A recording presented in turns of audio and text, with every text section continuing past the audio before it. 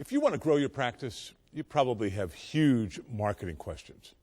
How do you get clients as the Yellow Pages fades into oblivion? Has Yellow Pages been a regular part of how you've advertised and you spend some money there? We did, and we don't. If you look around my office, you won't find a phone book. I don't use one. I don't have to use one. I have this thing here. So if I want to get in touch with a doctor, why would I go pick up a heavy book and flick through and find the doctors when I can find the guy's phone number right there? So I believe that the phone books are going the way of the 8-track. I just don't think that's modern day advertising. Let's say that you have a potential 500 clients a year, all right? If 4 of them or 6 of them don't hire you because they went into the advertising, the Yellow Pages, and didn't find you, are you willing to live with that for $80,000? And since our cost of acquisition of clients is around $1,500 per client, yes is the answer. In other words, if we can take the savings of $74,000 and use it for TV or internet, and even pay-per-click, which is kind of a waste, but not as much of a waste as Yellow, then we've made a wise decision. How do really successful attorneys compete when there are attorneys in your town spending millions on marketing? That's a big question. And we have some attorneys you'll meet in the next few minutes who will offer some really good answers to that. Another question? Can PPC, that's pay-per-click, work to drive new cases? In the next few minutes, we'll give you answers to these questions and more. I'm Jim Doyle. The 10 consultants in our company, Jim Doyle and Associates, will meet this year with over 4,000 businesses and hundreds of attorneys who are trying to grow their practice. You might call us thieves, because we get to steal ideas from some very smart marketers. You'll meet a few of them in this presentation. And most of those attorneys are increasingly realizing that the Yellow Pages are quickly going away. We took those monies and we put them into other media, and every year we've had a growth in the number of cases that come in. You can just chart it straight up. We've never had a year where it went down. So it didn't have any impact at all.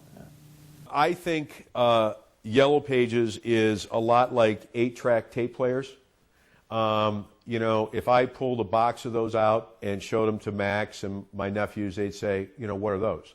And I would have to explain to them what they are. They are dinosaurs. I think the Yellow Pages is an obscene joke, a waste of money, and I'll tell you why, on multiple reasons. The first and foremost is that I question whether or not the Yellow Pages actually gets in someone's home. Print media is going by the wayside. I think one of the biggest impacts I had was a younger attorney in our office indicated that he was offended by getting the phone books. I just informed the Yellow Pages last week that they said, we're going to come in, we're going to renew your ad. I said, don't come in, we're not doing anything.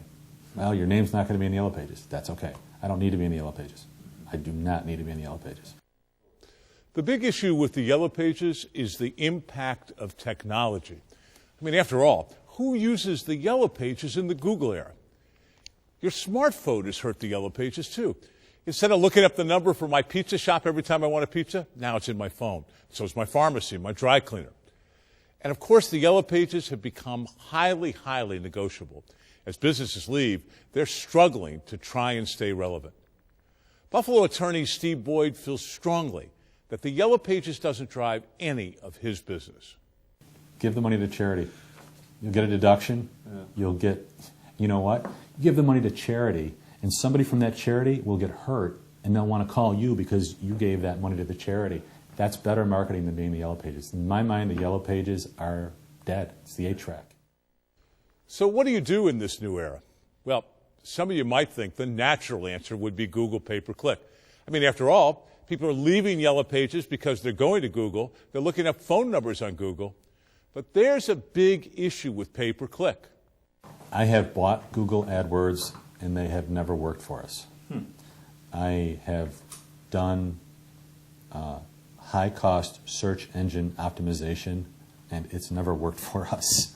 Now, I tried the pay-per-click, and I found it to be a waste of money, an utter waste of money. I felt that the only way to grow it is to grow it organically, to make it such that people want to get on your website. It's outrageously expensive to get results with pay-per-click. As some of you know, the cost that people pay for keywords on Google has gotten more and more expensive all the time. Here's Bill Hardy, a lawyer in Portland, Maine, as he talks about his experience.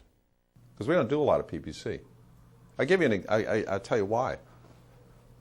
4 years ago, 3 or 4 years ago, you take a commonly searched term like Maine accident lawyer,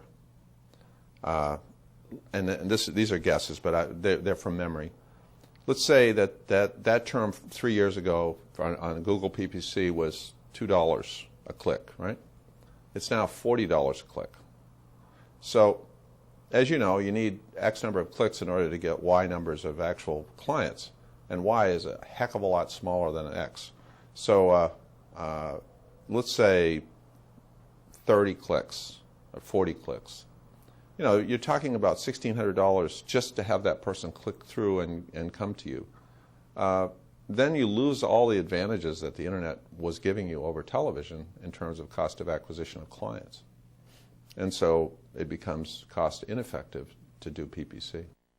As Bill describes, it's hard to make money when you're paying that much for every lead. In fact, it's almost impossible. Your costs of acquisition go from $1,400 or $1,500 a case to maybe $9,000 or $10,000 or even more. You see, Google's an auction, and the more people that want a term, the higher you'll pay. And at $40 a click, those numbers just don't work.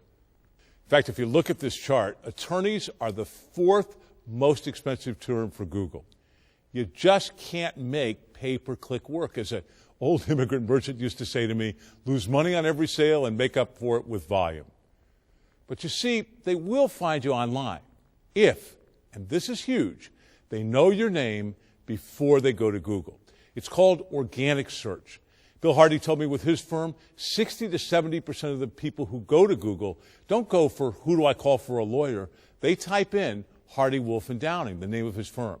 So you have to have a brand before your prospect goes to Google or you're dead. But they didn't come see us because they saw us on the internet. They came see us because they saw us on television, and that sent them to the internet for info, and then they called us. How do you do that? And especially, how do you build that brand if you have mega competitors in your market? Well, there are two answers. The first is to understand the unbelievably powerful line that there are riches in niches. One of the basic tenets of marketing is that you can't be all things to all people unless you're Walmart, a dominant market leader. You know, the people that you compete with who started advertising 20 years ago, they may potentially be able to be everything to everybody. But once that file in the customer's brain is full, you can't win. You've got to find a niche. That's why one of attorney Steve Boyd's Buffalo, New York niches are We Sue Drunk Driving. Bob Dietrich, a bankruptcy lawyer in Lansing, says Bob saves home. And here in Tampa Bay, Fran Hash calls herself the motorcycle accident lawyer and aggressively markets to people who ride motorcycles. And Pete Drummond handles Social Security disability cases. Let's watch some commercials that can give you just a few examples of attorneys marketing to niches.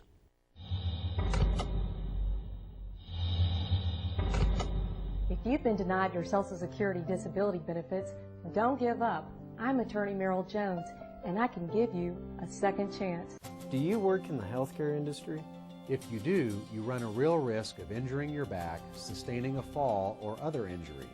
For 30 years, I've represented birth injury victims. Sadly, many people have called me after the one-year statute of limitations. Don't wait. Call me today, and you know what I do. I'll make them pay. Facing foreclosure? You have options. We're saving Michigan homes one family at a time. Bob Saves Homes. If you drive drunk, we will hold you accountable. We don't represent drunk drivers. We sue them. Chris O'Brien, Steve Boyd, attorneys at law, Buffalo. We sue drunk drivers. What won't work? Trying to be all things to all people. Because today, when you try to be all things to all people in marketing, you run the very real risk of becoming nothing to everyone. The person who is showing you this presentation can share lots and lots of other niche ideas, different ones that work in different markets. The word is focus. finding a point of attack that differentiates yourself from your competitor. But focus also applies to your media. You have competitors who are likely spending millions in your market. So how can you have impact? Focus your money in just a few places. Be dominant with fewer people. Here's the number one marketing question you might ask yourself. Would you rather be number one with a few people or number 12 with everyone? Well, if you're smart, you'll answer, better to be a bigger deal with fewer people than to be invisible with everyone else. And then, how do you really have impact? Well, there's nothing more powerful than a television ad. Want proof? Talk to the politicians. They have only one chance each year to win. You can't mark it down and have a sale if the campaign doesn't perform. They have one chance. And where do they spend 80% of their money? On TV. It's remarkable, really, Jim. I mean, you know, it really is. I mean, you wouldn't think it would be, but it really is a quick response type of advertising. It doesn't make sense when you think about it, because people would come see us. Let's say we start advertising on June 15th. Well, somebody got injured in February. They'd come see us on June 16th if they saw us and they thought of it and they said, well, maybe this is a good idea. If we persuaded them, in other words, they might come see us the next day. And it's almost instantaneous. Yes, I was looking for a way to expand my market. I realized that Yellow Pages were just sinking fast, almost to the point of non-existence, in large part, I think, because of the Internet.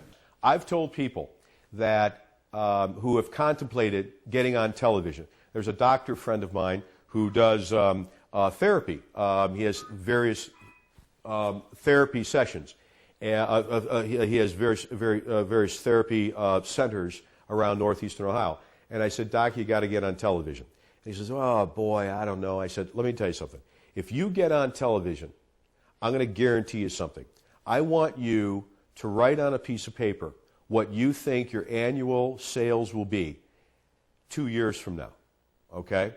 You get on television, and I will guarantee you 2 years from now, maybe a year and a half, maybe even a year, that number, the real number, will be exponentially higher than what you thought possible. So how do you compete in this new environment? You can't use pay-per-click. The Yellow Pages are going away. The answer is focus. Focus your point of attack. Don't try to be the number 5 or number 10 personal injury lawyer in your market. Be the first motorcycle accident lawyer or the first to sue drunk drivers. Focus your advertising. It seems like a contradiction, but in advertising, less is more. Focus magnifies results because you become a huge deal even if it's to a few less people. And finally, unleash the unbelievable power of television. Well, what I would tell somebody is, come up with 5,000, come up with 10,000, come up with 25,000, whatever, 50,000, whatever the number happens to be. When you have that, we're going to get you on television, and instantaneously, your business will take a jolt. Guaranteed it will. In terms of the whole, you know, what drives people to our business, I'd say it's probably, 30 or 40%, because a lot of it is just satisfied clients. But it's the 600-pound gorilla of our advertising budget, that's for sure. You know, we've kept pretty good track of phone calls and intakes, and I would say that our move in advertising has resulted in doubling the amount of contacts or cases that we're taking, actually. When someone sees a lawyer's ad on television, they think two things. He has to be a good lawyer, and he has to be successful. He could be the biggest schmuck in the world, okay? But if someone sees his ad, they're thinking, wow, this guy is something. Now, instantaneously, the next day he walks into courtroom, judge says, wow, you must have settled some big cases. Are you too important to meet with us, Mr. Weinberg? You know, instantaneously, he has transformed his image forever in that community.